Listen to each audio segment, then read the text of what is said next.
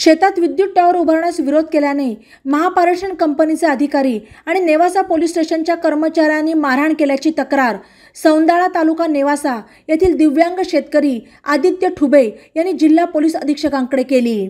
आदित्य ठुबे हे शारीरिकदृष्ट्या 74% अपंग आहेत। त्यांची सौंदाळा तालुका नेवासा येथे शेतजमीन असून त्यावर त्यांच्या कुटुंबाचा उदरनिर्वाह सुरू आहे। 22 मे रोजी भाऊ महेश ठुबे यांच्याबरोबर ते शेतात असताना महापारेषण कंपनीचे अधिकारी आणि नेवासा पोलीस स्टेशनचे पोलीस कर्मचारी बेकायदेशीरपणे शेतात आले।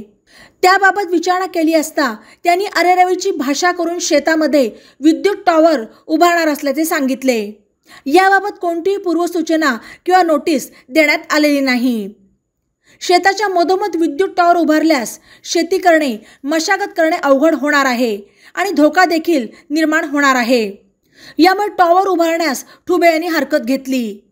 यावेळी अधिकारी वर्गाला विरोध केल्याने त्यांनी भावासह आपल्याला लाथाबुक्क्यांनी मारहाण केल्याचे निवेदनात म्हटले आहे। तसेच संबंधितांनी शारीरिकदृष्ट्या अपंग असल्याने हिणावले असल्याचे आणि अपमानित केल्याचेही त्यांनी म्हटले आहे। या प्रकरणी नेवासा पोलीस स्टेशनला तक्रार देण्यास गेल्यावर पोलीस निरीक्षक यांनी तक्रार नोंदवून घेतली नाही। अधिकारी वर्ग पोलीस प्रशासनाला हाताशी धरून दहशत निर्माण करत असल्याचा आरोप ठुबे यांनी केला। या प्रकरणी दिव्यांग अधिनियम कायदा 2016 अन्वये संबंधितांवर अजामीनपात्र गुन्हा नोंदवून अॅट्रॉसिटीचे कलम लावण्याची मागणी दिव्यांग ठुबे यांनी केली।